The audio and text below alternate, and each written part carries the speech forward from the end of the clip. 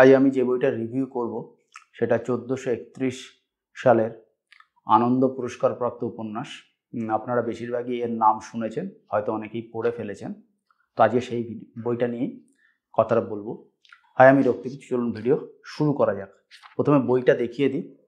শূন্য পথের মল্লিকা, সরঞ্জিত চক্রবর্তী। এর দাম হচ্ছে 600 টাকা আর পেজ নাম্বার হচ্ছে অ্যারাউন্ড 400-397 সম্ভবত। বইটাকে যদি খুলে দেখাই, এরকমভাবে পেজটাকে খোলা যায়, মানে জ্যাকেটটা খোলা যায়। আর এখানে রয়েছে হলো সামনে যেন স্ট্যান্ডার্ড থাকে একটা ব্লার্ব, আর এদিকে রয়েছে হলো সরঞ্জিত চক্রবর্তী। খুব ছোট্ট একটা পরিচয়। আর আনন্দ পাবলিশার্সের বইয়ের ফ্রন্ট দেখানোর খুব বেশি দরকার নেই, তাও ভিডিওর সাথে একটু দেখিয়ে দিই। পেজ প্রিন্ট কোয়ালিটি আনন্দ যেমন হয় তেমনই, খুবই ভালো, এ নিয়ে কোনো ডাউট নেই। তো মোটামুটি এই হচ্ছে বইটার ব্যাপারে দেখানো। আর বইটার ঘটনাটাকে যদি খুব সংক্ষেপে বলি, এটা হচ্ছে 1995 থেকে 2020 এই টাইম লাইনে অনেকগুলো চরিত্রের ঘটনা বর্ণনা করা রয়েছে এবং সেই চরিত্রগুলো নিজেদের মধ্যে কানেক্টেড, এবং স্বাভাবিকভাবেই তার মধ্যে প্রেম, রাজনীতি, আর্থসামাজিক বিষয় চলে আসে। এবং প্রেম আর রাজনীতি অনেকটা পদার্থবিদ্যা এবং ক্যালকুলাসের মতো, এই দুটোকে আলাদা করা যায় না খুব বেশি, তো এক্ষেত্রেও তাই। তো সেই রকম একটা বিষয়ের ওপর ভিত্তি করে সুদীর্ঘ উপন্যাস সরঞ্জিতবাবু লিখেছেন এবং উপন্যাসটা আমার ভালো লেগেছে, আমার বইটা খুব ভালো লেগেছে।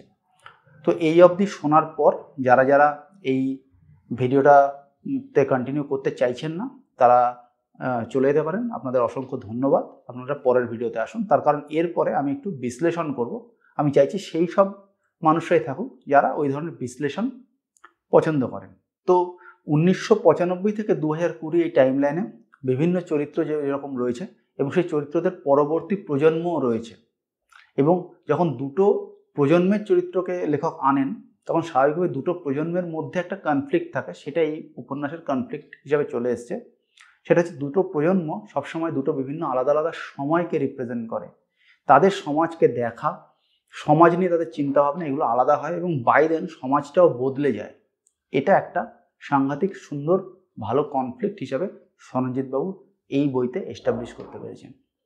দ্বিতীয় যেটা উনি করতে পেরেছেন, প্রত্যেকটা চ্যাপ্টার একটা করে চরিত্রের নাম দিয়ে, এবং উনি চরিত্র নির্মাণ করতে করতে গল্পটা বলতে বলতে গেছেন। অর্থাৎ প্রতিটা চ্যাপ্টার ধরে আপনি দেখবেন যে ছেনি হাতুড়ি দিয়ে কার্যত উনি একটা চরিত্রকে গঠন করেছেন, বিভিন্ন চরিত্রকে গঠন করেছেন, একটা নয়। এবং সেই চরিত্র গঠনের মাধ্যমে উনি গল্প বলতে বলতে গেছেন। এবং খুব স্বাভাবিকভাবেই এই 95 থেকে 2020 এই টাইম লাইনে রাজনীতির যে বদল হয়েছে, মূলত আমাদের বাংলায়, অল্প একটু উত্তরপ্রদেশ থাকলেও খুব সামান্য বেশিরভাগই আমাদের বাংলার রয়েছে, এই বদল হতে হতে গেছে এবং সেটাও গল্পে রিফ্লেক্টেড হতে হতে গেছে। সরঞ্জিত চক্রবর্তী যখন লিখছেন তখন প্রেম তো থাকবে, এবং সেই প্রেমের মধ্যে রাজনীতি এসে কীভাবে ঢুকলো এবং প্রতিটা চরিত্রের নিজস্ব যে ক্রাইসিস, সেই ক্রাইসিসগুলো আরেকটা কনফ্লিক্ট পয়েন্ট হিসাবে উঠে এসছে, এবং কিছু কিছু চরিত্র তাদের ক্রাইসিস বহন করে নিয়ে গেছে। এবং রাজনীতির যে পঙ্কিলতা রয়েছে, পলিটিক্যাল কোয়াগমায়ার যেটাকে বলে, সেটাও গল্পে আরেকটা কনফ্লিক্ট হিসাবে উঠে এসছে। চরিত্র নির্মাণের কথা বললাম, সরঞ্জিতবাবু খুব ভালোভাবে এবং খুব অর্গানিকভাবে ডায়ালগ লিখতে পারেন, এবং সেই ডায়ালগগুলো অনেক সময় গল্পের ক্ষেত্রে প্রয়োজন না হলেও সেগুলোর প্রয়োজন থাকে ওই চরিত্রগুলোকে আমাদের মতন পাঠকদের সঙ্গে কানেক্ট করার ক্ষেত্রে। এবং ওই ডায়লগগুলো পড়তে পড়তে একটা সময় গিয়ে আমার ওই সিস্টেমটার, যে সিস্টেমটাকে ডিজাইন করেছেন সরঞ্জিতবাবু তার উপন্যাসের মাধ্যমে, সিস্টেমটার অংশ বলে মনে হবে। সেই ডায়লগগুলো এতটাই ভালো। এবং চরিত্র নির্মাণ হিসাবে আমি বলতে পারি যে এখানে 3 ধরনের চরিত্র রয়েছে: সাদা চরিত্র, কালো চরিত্র এবং ধূসর চরিত্র। সাদা চরিত্র বলতে হাওয়া দাদু, কালো বলতে বীরেন্দ্র বলে একটা চরিত্র রয়েছে, আর ধূসর অনেকগুলো চরিত্র রয়েছে। সাদা কালো আরও থাকতে পারে, এখন আমার মনে নেই অতটা।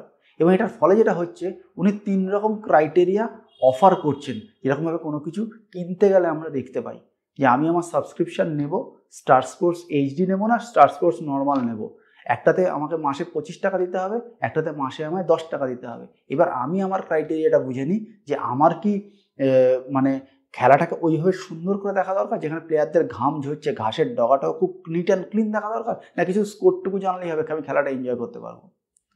3 রকম জিনিস পাশাপাশি ফেললে আপনি এটা বুঝতে সুবিধা হবে, যে কোনো সাবস্ক্রিপশন যখন আমরা নিই। ঠিক এখানেও সরঞ্জিতবাবু 3 ধরনের চরিত্রকে পাশাপাশি ফেলে আমাদেরকে চরিত্রগুলোকে কার্যত চোখে আঙুল দিয়ে দেখিয়ে দিয়েছেন, দেখো এই ধরনের চরিত্র হয়, এই ধরনের চরিত্র আমি ডিজাইন করেছি এবং এইটা সঙ্গে এইটা এই তফাৎ। আপনারা যখন চরিত্রগুলোতে এগোতে এগোতে যাবেন তখন বুঝতে পারবেন যে চরিত্রগুলোর মধ্যে তফাৎ কিভাবে রয়েছে।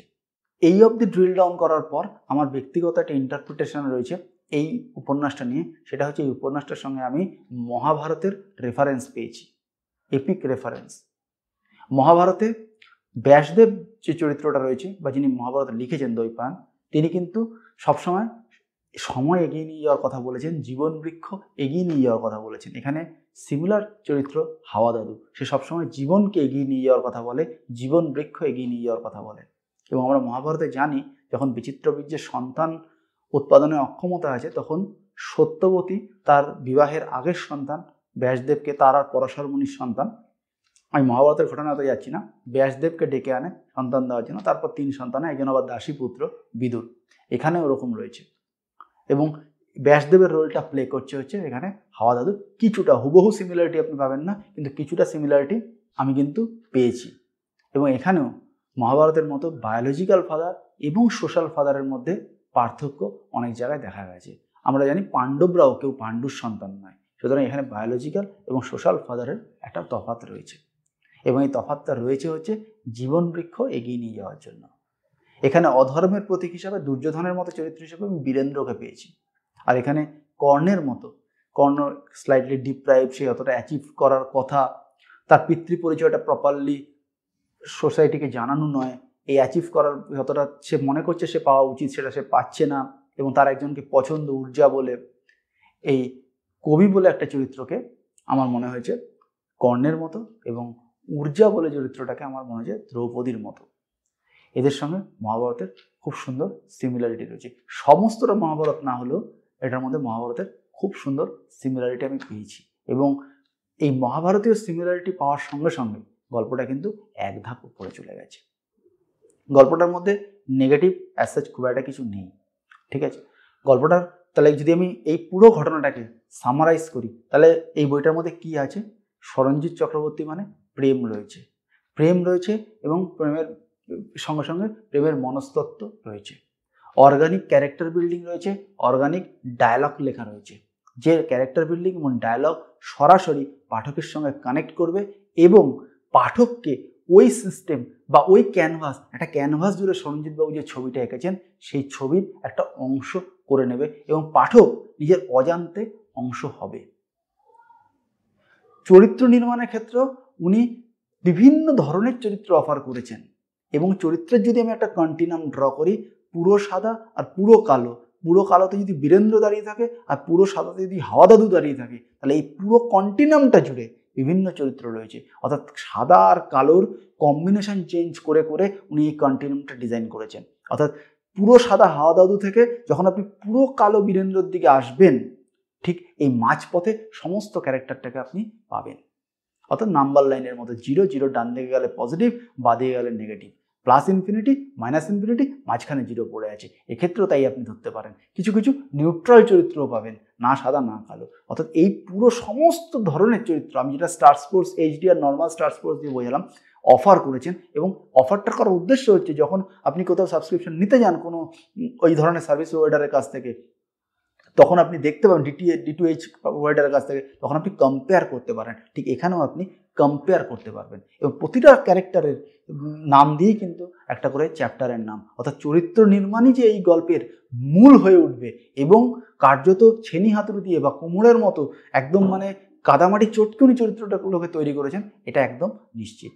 আর শেষ যেটা আমার সবচেয়ে ভালো লেগেছে, এর মধ্যে মহাভারতীয় রেফারেন্স আমি খুঁজে পেয়েছি। তো আমার এই বিশ্লেষণ যদি আপনার ভালো লেগে থাকে তাহলে অবশ্যই একটা থামস আপ দেবেন। চ্যানেল ভালো লাগলে সাবস্ক্রাইব। দেখা হবে পরের ভিডিও, ততদিন ভালো থাকবেন। টাটা।